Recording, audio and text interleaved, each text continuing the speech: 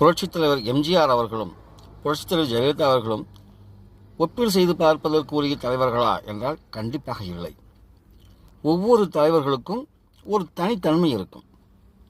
இவரை மாதிரி அவர் இருக்க முடியாது, அவரை மாதிரி இவர் இருக்க முடியாது.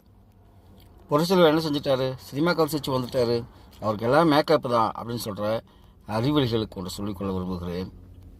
அவர் அடிப்படையிலிருந்து வளர்ந்து வந்த ஒருவர். அவரால் தான் திமுக ஆட்சி அமைத்தது. அவரால் தான் அவரது நண்பராக இருந்த கலைஞர் மு. கருணாநிதி அவர்கள் முதலமைச்சராக முடிந்தது என்பது வரலாற்று உண்மைகள். அதன் பிறகு காலக்கிரமத்தில் அவர்கள் பிரிந்தார்கள்.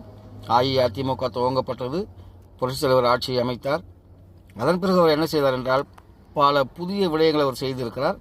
நம்முடைய பழைய வீடியோக்களை பார்த்தாலே தெரிய அவர் என்ன செஞ்சிருக்கார், அவருடைய சாதனைகள் என்னங்கிறது. புரட்சித் தலைவர் அவர்கள்ட்ட வருவோம்.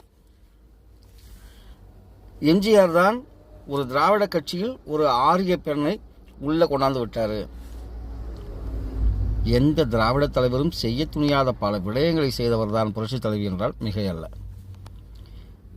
69% இடஒதுக்கீட்டை சட்டமாக்கியதாக இருக்கட்டும், ஈழத்தமிழருக்கு எதிராக சட்டமன்றத்தில் தீர்மானம் நிறைவேற்றியதாக இருக்கட்டும், பெண் பிள்ளைகளுக்காக கொண்டு வரப்பட்ட பல உதவி திட்டங்களாக இருக்கட்டும், மடிக்கணினியாகட்டும், மிதிவண்டி திட்டங்களாக இருக்கட்டும், எல்லாவற்றிலும் புதிய புதிய சாதனைகளை செய்தவர் தான் புரட்சித் தலைவி என்றால் மிகையல்ல. எந்த வழக்குக்கும் பயப்படாமல் குஜராத்தை சேர்ந்த மோடியா, தமிழகத்தை சேர்ந்த இந்த லேடியா என்று கேட்டு வென்று காட்டியவர் ஆளுமை மிக்க ஒரு பெண்மணி என்றால் அது புரட்சித் தலைவி என்றால் மிகையல்ல. எல்லா தலைவர்களும் ஒதுக்கி வைத்திருக்க விசிக தலைவர் திருமாவளவன் அவர்களை தன்னுடன் மிக நெருக்கமாக அமர வைத்து அழகு பார்த்தவர் புரட்சித் தலைவி என்றால் மிகையில்லை. அதை அவரே பல இடங்களில் சொல்லியிருக்கிறார். என்னை அவர் அன்பு சகோதரர் திருமாவளவன் என்றுதான் அழைப்பார் என்று. இப்பேற்பட்ட ஆளுமைகளை பிறருடன் ஒப்பிட்டு பார்ப்பது என்பதை தவறு. ஒவ்வொரு தலைவர்களுக்கும் ஒவ்வொரு விதமான தனித்தன்மைகள் இருக்கும். அவருடைய தனித்தன்மை போற்றி பாதுகாக்கப்பட வேண்டியதை தவிர ஒப்பிட்டு பார்க்கக்கூடியது அல்ல என்பதுதான் என்னுடைய தாழ்மையான கருத்து.